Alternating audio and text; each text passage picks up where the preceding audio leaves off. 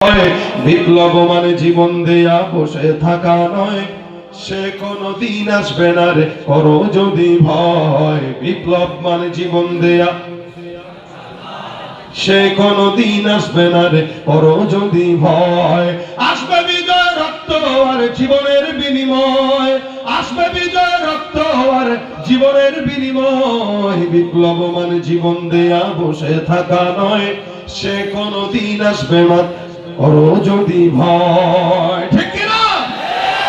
ধর্মকে আজ পুঁজি করিয়া গাল ভরা বলি দিন, কত যে সুফি খুশিতে মাতাল হাদিয়া তো হবে। ধর্মকে আজ পুঁজি করিয়া গাল ভরা বলি দিয়ে, কত যে সুফি খুশিতে মাতাল হাদিয়া তো হবে। ভণ্ডামির ওই শিকড় তুলে সত্যের আলো জয়, ভণ্ডামির ওই শিকড় তুলে সত্যের আলো জয়। বিপ্লব মানে জীবন দেয়া বসে থাকা নয়, সে কোনদিন আসবে না রে করো যদি ভয়। ঠিক কিনা? ভয় করবো কাকে? বলেন কাকে? খালি মঞ্চে উঠে বললেই হয় না যে আমরা আল্লাহকে ভয় করি। এই ভয়ের গল্প আমরা 17 বছর শুনেছি। সুতরাং এই ভয়, এটা হলো ধান্দাবাজির ভয়।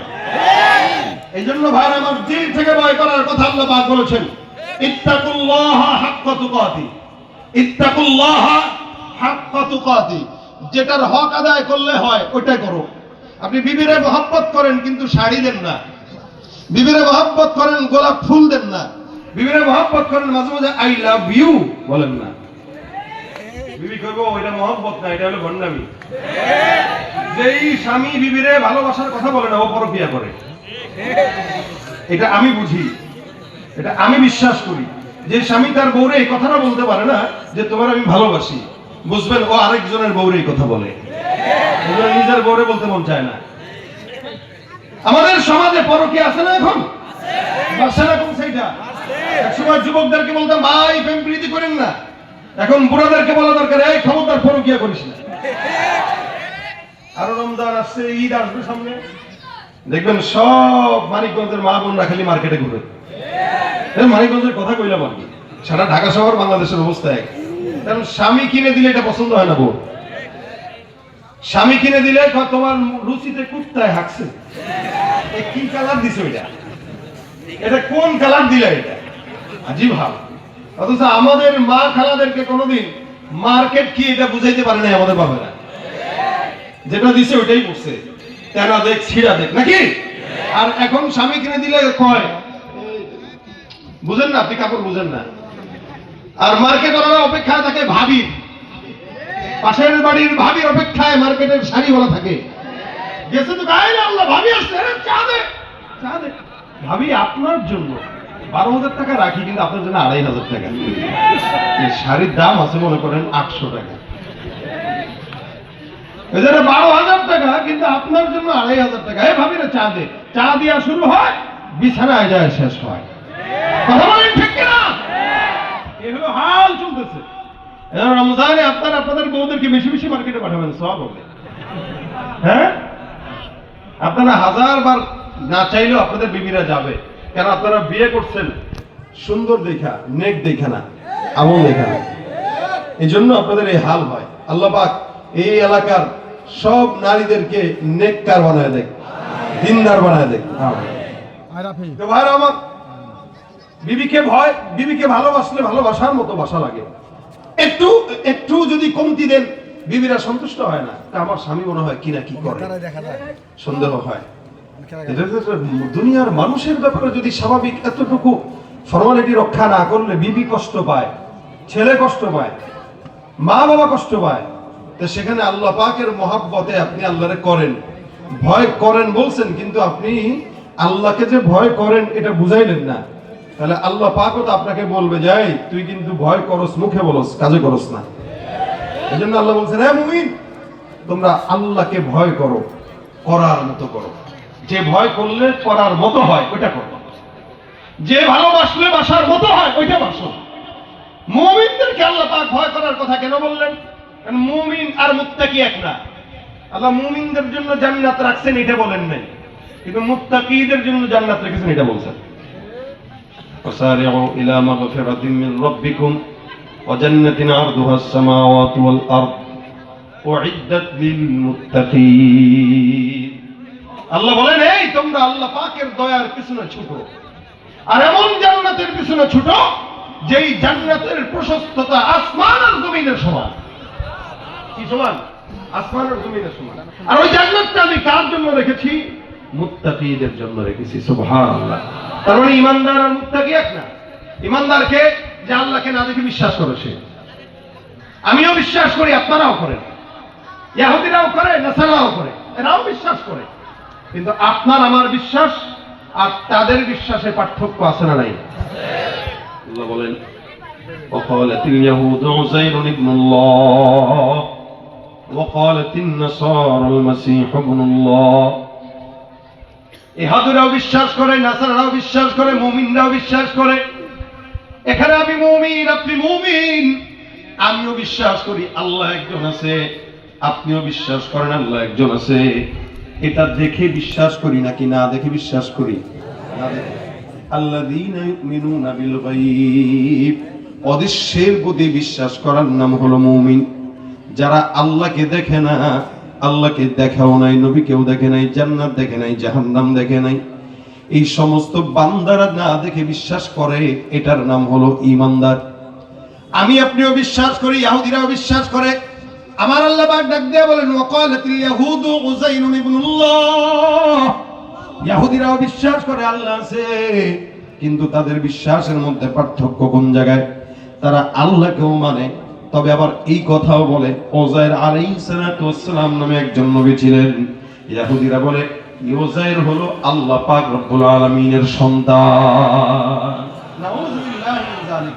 তারাও বিশ্বাস করে কিন্তু আল্লাহর সন্তান বানায় দিয়েছে আল্লাহর কি কোনো সন্তান আছে নাসারা বলে ওয়াকালাতিন নাসারাল মাসীহ ইবনুল্লাহ ইহুদিরা বলে উযাইর আল্লাহর সন্তান নাসারা বলে মাসীহ হলো আল্লাহর সন্তান একজন একদলকে আল্লাহর সন্তান বানায় দেয় আল্লাহ পাক রব্বুল আলামিন বলেন কুল হুয়াল্লাহু আহাদ আল্লাহুস সামাদ লাম ইয়ালিদ ওয়া লাম ইউলাদ ওয়া লাম ইয়াকুল লাহু কুফুয়ান আহাদ আমার আল্লাহ পাক ডাক দিয়ে কয় হে ঈমানদার বান্দা মনে রাখবা আমি আল্লাহ এমন একজন একক আল্লাহ যে আল্লাহ কারো থেকে জন্ম নেই নাই কাউকে জন্ম দেইও নাই সুবহানাল্লাহ এই বিশ্বাসটা আপনার আমার কলবে আছে না নাই ইহুদিরা আল্লাহকে মানে আবার শরীক করে নেয় নাসারাও আল্লাহকে মানে আবার শরীক করে নেয় আমরা ঈমানদার যারা আছি এক বিন্দু রক্ত যদি শরীরের মধ্যে থাকে আমরা মরণ পর্যন্ত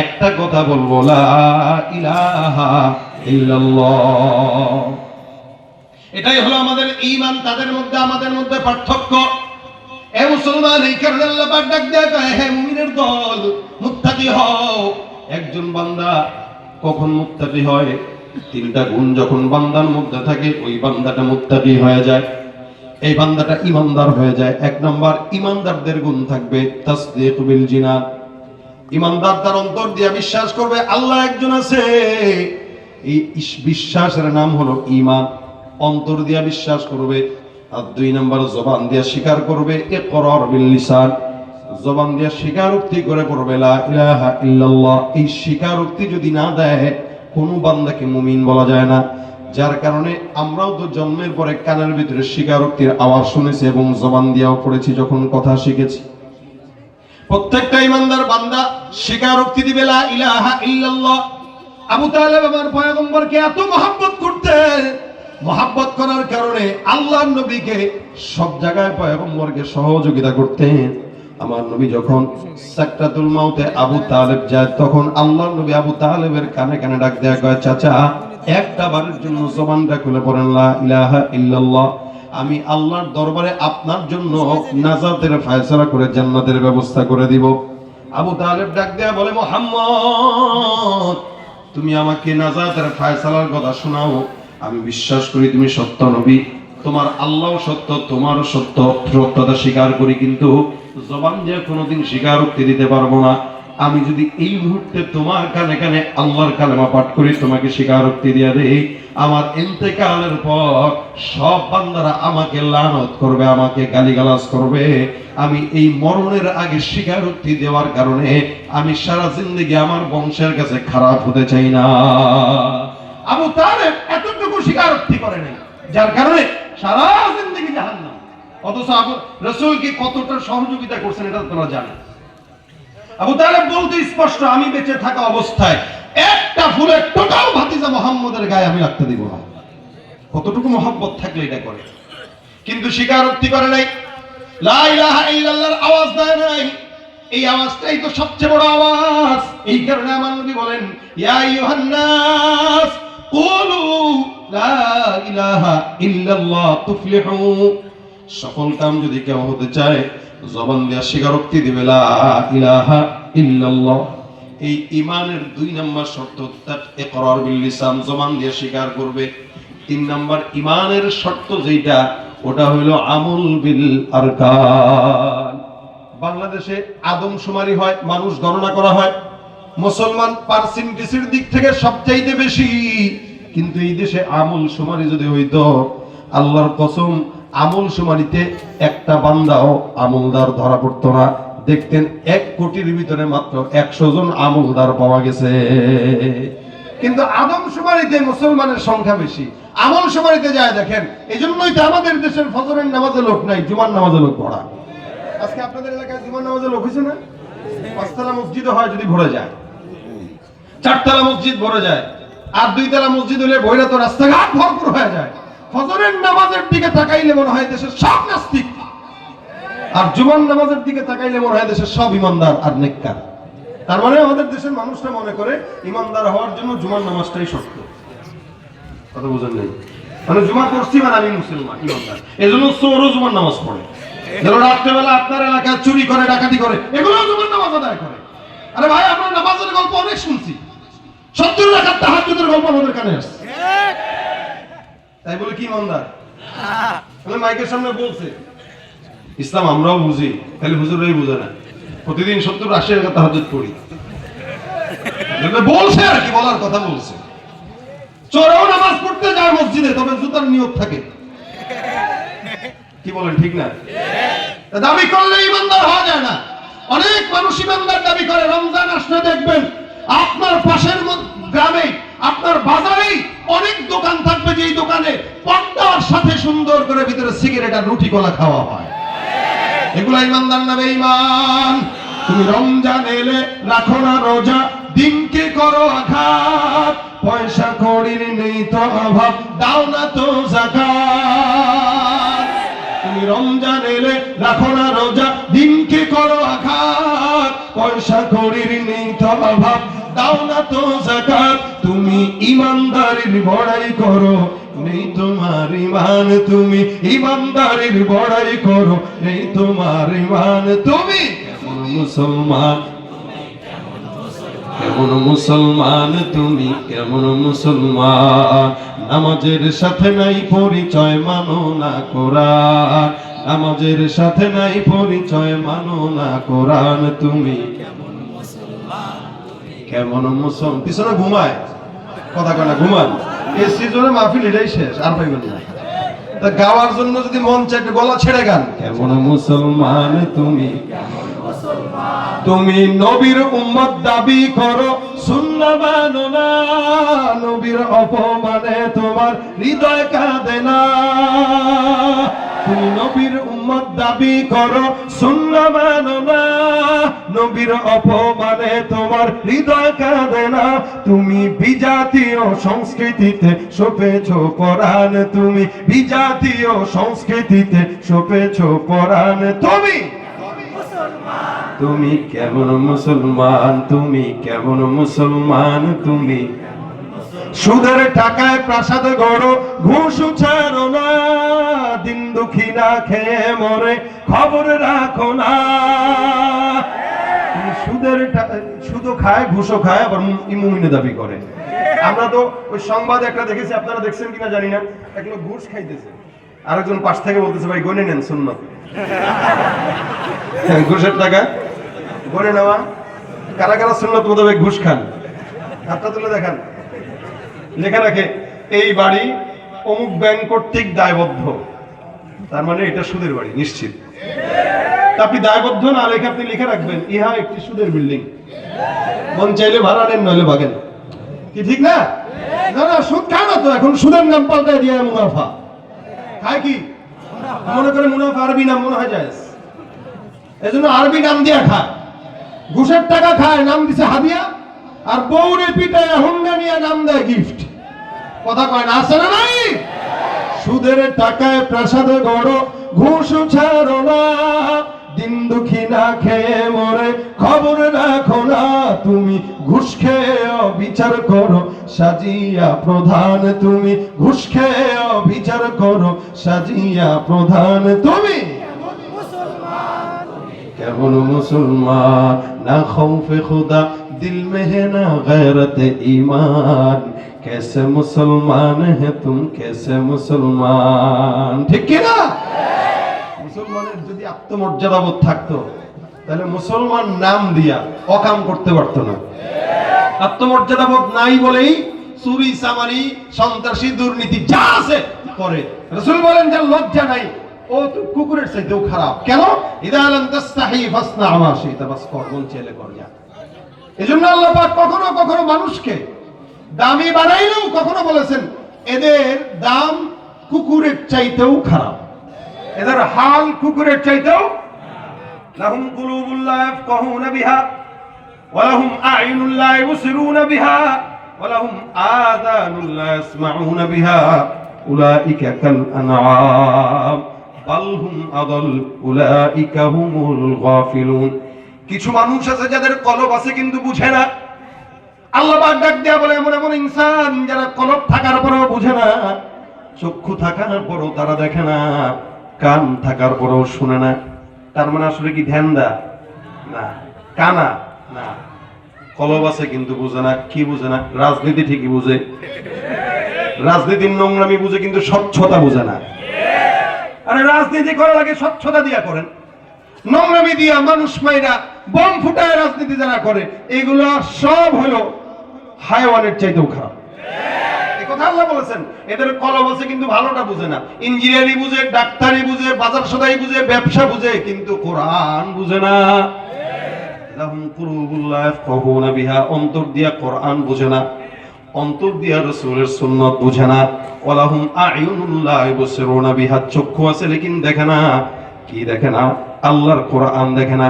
কিন্তু 80 বছরের বুড়া খাটাস পর্যন্ত স্কুলের গেটের সামনে চায়ের দোকানে বসে বসে ছোট ছোট ছেলেগুলোর দিকে নজর দেয়। ফেতনার জামানা তো পাহাড়ে আমগো জামানা ছিল না, তো বুড়া বয়সে পাইছি তাই একটু দেখি। যদি বুড়া বয়সে জোয়ান বয়সে পাইতাম তাহলে কি আর এক বুড়ি নিয়ে এতদিন কাটাই? দেখে ঠিকই, হারামটা দেখে, ভালোটা দেখে না। দেখে ঠিকই হারামের দিকে নজর দেয়, দেখে ঠিকই সুদের দিকে নজর দেয়, ঘুষের দিকে নজর দেয়, আল্লাহর কোরআনের দিকে নজর দেয় না। এই জন্য আল্লাহ পাক বলেন লাহুম আ'ইনুন লা ইবসিরুনা বিহা, চক্ষু আছে দেখে না, ওয়া লাহুম আযানুন লা ইয়াসমাউনা বিহা, কান আছে শুনে না। তার মানে কি শুনে না? ঠিকই আপনাদের মানিকগঞ্জের আপার গান শুনে, কিন্তু সাইদ আহমদের গজল শুনে না। ঠিক না? গানের কনসার্টে হেরে যায়। না, আমরা যে এত কষ্ট করে গজল লিখা লিখা সুর করে করে এই বয়ানের ফাঁকে ফাঁকে ভাঙা গলা দিয়ে আপনাদেরকে উপহার দেই। কেন দেই? আপনারা যেন গান না শুনেন। কথা ঠিক না? গান যেন না শুনেন, এই কারণেই তো দেই। এইটা ভালো লাগে না, ওইটা ভালো লাগে, কান দিয়া। এজন্য 60 বছরের বুড়া পর্যন্ত টুপি মাথায় দিয়া গান শুনে, আপার গান শুনে। আমি নাম বলতেছি না, কারণ আপনারা চিনেন, কারণ আপনাদের সম্পদ। আরে ভাই, সুর এটা সৃষ্টিগত ভাবে মানুষ এটার পাগল, কি ঠিক না? সৃষ্টিগত মানুষের একটা দোলা আছে। এই জন্য দেখবেন 1 বছরের বাচ্চার সামনেও আমাদেরকে অনেকে ফোন দিয়া বলে যে হুজুর আমার বাচ্চাটা কি হলে বুঝলাম না, আপনার এই গজলটা দিলেই কেমন দোলা দিয়া দিয়া নাচে আর কান্না বন্ধ করে দেয়।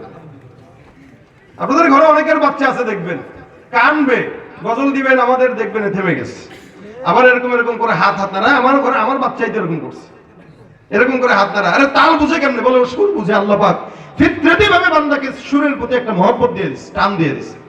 এই কারণে দাউদ পয়গম্বর যখন তেলাওয়াত করতো তখন সমুদ্রের মাছ পর্যন্ত শোনার জন্য পাগল হয়ে সিরিয়াল দাঁড়া থাকতো। আল্লাহ পাক বলে দিয়েছেন, খবরদার যখন দাউদের কণ্ঠ শোনার জন্য আসবে ধরবা না, মাছ ধরবা না। এগুলো দাউদের কণ্ঠ শুনতে আসে। কেন শুনে? দাউদের কণ্ঠের আলাদা একটা শেষ ছিল। সুতরাং ভাইরা আমার, সুর আল্লাহ পাকের দেওয়া, এই সুর যেহেতু আছে, এটা দিয়ে খারাপটা কেন শুনবো আর খারাপটা কেন গাবো? ঠিক না? আমরা তো চাইলে পারতাম, চাইলে তো গিটার দিয়ে গান টান বাজায় পারতাম নাকি?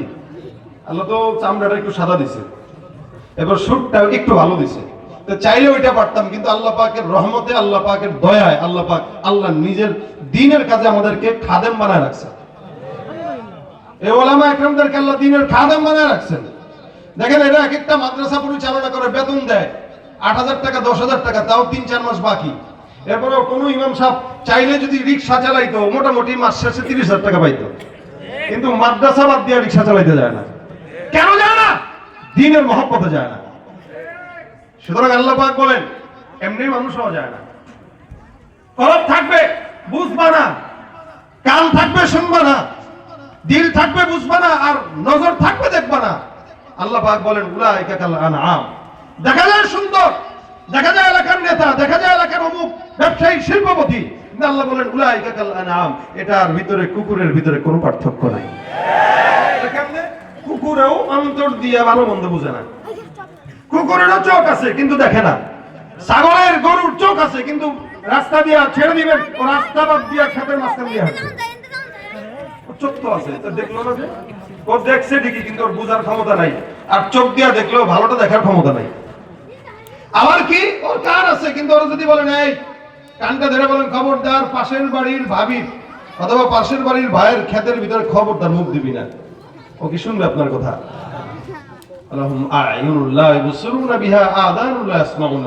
আল্লাহ বলেন কুকুরের মতো। কেমনে?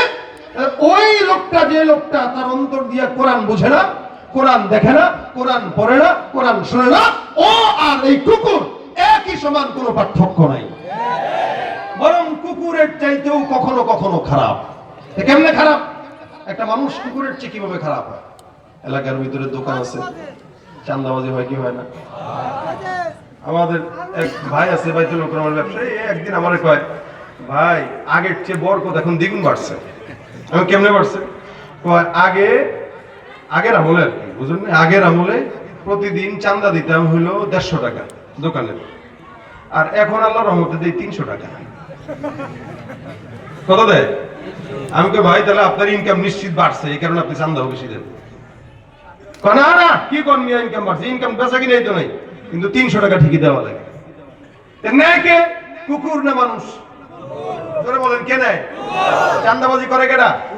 কুকুর করে না মানুষ করে? আচ্ছা, আপনাদের এলাকার দোকান আছে, কোনদিন কিরকম হয়েছে ১০ জন কুকুর মিলে একসঙ্গে এসে বলছে, আমরা কিন্তু কুত্তা সমিতি চলে আসছি, ডগ সমিতি। এই ডগ সমিতির ১০ জন আসছি, তুমি যদি বাজারে দোকান চালাইতে চাও তো আমাদেরকে মাস শেষে ৫,০০০ টাকার হাড্ডি দিবা চান্দা, নাহলে হরতাল, দোকান বন্ধ, তালা লাগাইলাম। এটা কুত্তা কইছে না মানুষ কইছে? আল্লাহ কয়, যেই কাজটা কুকুর করে না, যে কাজটা হায়াওয়ান করে না, জানোয়ার করে না, ওই কাজটা তুই মানুষ করলি, তুই তো বেটা কুত্তার চাইতেও খারাপ। উলাইকা কাল আনআমি বাল হুম আদাল। উলাইকা হুমুল গাফিলুন। মজার বিষয়টা হলো আল্লাহই বলতেছে এগুলা যে কুত্তার চেয়ে খারাপ হয়ে গেছে, এটা হে নিজেই বুঝে না। এই লোকটা কিন্তু সবার সামনে, মানুষের সামনে যখন চলাফেরা করে, মানুষের মাঝখানে যখন উঠা বসা করে, তখন সে নিজের সবচেয়ে বড় বুদ্ধিমান মনে করে। আরে মিয়া বুঝেন আপনি কসু, হুজুর মানুষ তো বলদা। ব্যবসা বাণিজ্য করতে গেলে কিছু মিশাইতে হয়, নাহলে ব্যবসা হয় না। মানে হুজুর একটা পাশে ব্যবসা দিছে আর সেও দিছে, শোনেন মিয়া, ব্যবসা করতে আসছেন তো নতুন মানুষ, লাইটিং রাখবেন বেশি, নাহলে কাপড়টা চায় না যে বোঝা যাবে। আর লাইটিং বেশি রাখলে চায়না কাপড় হইলো জাপানি বলে চালা দেওয়া যাবে। আপনি তো হুজুর মানুষ, মোল্লা মানুষ, একটু ব্যাক করি আছেন, এগুলো শিখেন, এগুলো ২ নাম্বারই না, এগুলো হলো হিকমত। তাহলে বুঝেন অবস্থা? আল্লাহ কয় এই যে কুকুরের চেয়েও খারাপ, এটা সে নিজেও বুঝে না, কারণ বুঝবে কেমন, ওর তো কলবই নাই বুঝা। এই জন্য আল্লাহ বলেন মানুষের ভিতরে দামি কে, যেই ব্যক্তিটা ইন্না আকরামাকুম ইনদাল্লাহি আতকাকুম, সবগুলা মানুষের ভিতরে যার অন্তরে যত বেশি আল্লাহর ভয় থাকে, এই তত বেশি সে আল্লাহ পাক রব্বুল আলামিনের কাছে দামি হয়। আল্লাহ পাক রব্বুল আলামিন বলেন, হে মুমিনের দল, তোমরা মুত্তাকি হয়ে যাও। ইমানদারদের তিনটা গুণ থাকবে। 1 নাম্বার অন্তর দিয়া বিশ্বাস করবে, 2 নাম্বার জবান দিয়ে স্বীকার করবে, 3 নাম্বার আল্লাহ পাক যত হুকুম আহকাম দিয়েছেন সব কিছু পুঙ্খানুপুঙ্খানু মানবে। এই তিনটা গুণ হয়ে গেছে, এখন আপনি ইমানদার হইছেন, মুত্তাকি হন নাই। বুঝছেন কথা? তিনটা গুণ আপনার ভিতরে আছে, আপনি ইমানদার হইছেন, মুত্তাকি হন নাই। মানে আমলও করেন, কিন্তু আমল করেন হইলো নামাজ পড়েন ঠিকই, ভোট পাওয়ার জন্য পড়েন। আছে কিনা? সারা বছর নামাজের খবর নাই, নির্বাচন আসছে, এবার মসজিদে যায় হুজুরের কাছে, হুজুর দোয়া করেন, আপনার দোয়ার বরকতের জন্য আসছে। আসলে দোয়ার বরকতে আসে নাই, নির্বাচনে ভোট পাওয়ার জন্য আসছে। আপনারা কি কথাটা কষ্ট হইতেছেন কেউ? কারণ আমাদের স্বাধীনতা সবারই বলার আছে, ঠিক না? আমার স্বাধীনতা আমার বলার আছে না? আমিও আমার নিজের স্বাধীনতার কথা বলতে পারবো। এদেশে আমরা 53 বছর দেখেছি, কোনো শান্তি আমরা পাই নাই, আমরা কেউ শান্তি পাই নাই, আমরা কথা বলার স্বাধীনতাও পাই নাই, এখনো পর্যন্ত কথা বলার স্বাধীনতা নাই। আমরা দেখছি এটা ততক্ষণ পর্যন্ত স্বাধীনতা পাবো না যতক্ষণ এদেশে কোরআন সুন্নাহর আইন না পাস হবে। আমি আমার স্বাধীনতার কথা বলি, বাংলাদেশে যদি স্বাধীনতা পেতে চান, এদেশকে যদি আপনারা ইসলামের চূড়ান্ত পর্যায়ে নিতে চান এবং এদেশে চোর বাটপার দুর্নীতিবাজদের দখলখান থেকে আমার দেশকে মুক্ত করতে চান, আগামী বাংলাদেশকে কোরআন সুন্নাহর বাইরে যদি চালান, কোশ্চিন কালেও স্বাধীনতা আপনারা পাবেন না, শান্তিও আশা করা যায় না, ঠিক কিনা? যারা আসবে, যারা যাবে, তারা সবাই একই। আমরা কোনোদিন এদেরকে ক্ষমতায় বসাইলেও উঠাইলেও আমরা শান্তি আশা করতে পারি না, কারণ যেই দেশে আল্লাহর কোরআন রাসূলের আইন ছাড়া অন্য কোনো আইন বাস্তবায়ন হয়, ওই দেশে কোনোদিন শান্তি আশা করা যায় না। যাদের হাতে যায় ক্ষমতা, দেশ যেন বাপের ভিটা, রাখতে চেয়ার শুরু করে বিদেশিদের পাচাটা। যাদের হাতে যায় ক্ষমতা, দেশ যেন বাপের ভিটা, রাখতে চেয়ার শুরু করে বিদেশিদের পাচাটা। বিদেশিদের কথা মতো চালায় ওরা নিজের দেশ, দেখতে দেখতে গোল্লায় গেল আমার সোনার বাংলাদেশ। একটু রাগ করছেন থেকে আচ্ছা, আমি তো অমুক দলের, আমি তো তমুক দল, ভাই দলের হয়, ইসলামের উপরে কোনো দল হতে পারে না। সবচেয়ে বড় দল হলো ইসলামী দল, কথা ঠিক কিনা? আমরা ইসলামের জন্য থাকবো, ইসলামের জন্য রক্ত দেবো। এই 2024-এ নতুন বাংলাদেশ গঠন করার জন্য যেভাবে বাংলার দামাল ছেড়ে জীবন দিয়েছে, আমি বাংলাদেশ ইসলামের করার জন্য আবারও জীবন দেওয়া লাগলে 1 কোটি রক্ত দেওয়ার জন্য তৈরি থাকবো।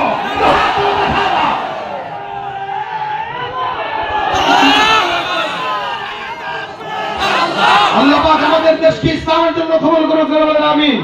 কেউ দিল না, সবাই নিল, আমরা যে কলুর বলর, সারা বছর নেয় না খবর, নির্বাচনে খুব দরদ। কেউ দিল না, সবাই নিল, আমরা যে কলুর বলর, সারা বছর নেয় না খবর, নির্বাচনে খুব দরদ। নির্বাচনের আগে নেতা ধরে কত রকম বেশ, দেখতে দেখতে গোল্লায় গেল আমার সোনার, দেখতে দেখতে গোল্লায় গেল আমার সোনার। একে একে শেষ করেছি, সবার দেখা হইল শেষ, দেখতে দেখতে গোল্লায় গেল আমার সোনার বাংলাদেশ, দেখতে দেখতে গোল্লায় গেল আমার সোনার বাংলাদেশ। ঠিক কিনা? আর আমার এই জন্য আল্লাহ পাক রব্বুল আলামিন বলেন, বান্দা প্রত্যেকটা ইমানদার তোমরা 3 গুণের কারণে যদি ইমানদার হয়েছে কিন্তু মুত্তাকি হও নাই। এখন মুত্তাকি হওয়ার জন্য কি করা? যেই কাজ করব ওই কাজ একমাত্র আল্লাহর জন্য করব। নামাজ কার জন্য? রোজা কার জন্য? তাকওয়ার অন্যতম গুণ হইল যে ইবাদত করবেন, ইবাদতটা আল্লাহ পাকের জন্য করা, অর্থাৎ ছোট থেকে ছোট কোনো কাজ আল্লাহর জন্য। আর এই তাকওয়ার সঙ্গে রমজানের গভীর সম্পর্ক আছে। এই কারণে আল্লাহ পাক আরেক জায়গায় বলেন, কুতিবা আলাইকুমুস সিয়াম কামা কুতিবা আলাল্লাযীনা মিন ক্বাবলিকুম লাআল্লাকুম তাত্তাকুন। তোমাদের উপরও ফরজ, আবার অন্যদের উপরও ফরজ করেছিলাম। কেন? যাতে সব মানুষগুলো মুত্তাকি হতে পারে। দেখেন রমজানে কোন ইমানদার বান্দা যদি রোজা রাখে, সে যদি মোটা হয়, যে লোকটা মোটা, অনেক মোটা, এই লোকটা খাইলেও বোঝা যায় না, না খাইলেও বোঝা যায় না। মোটা মানুষ সারাদিন না খাইলেও বোঝা যায় না। আমি আপনি বলতে চেহারা দেখলে বুঝবেন যে ওদের মানে খাইতেছে না ঠিক মতো। এটা হলো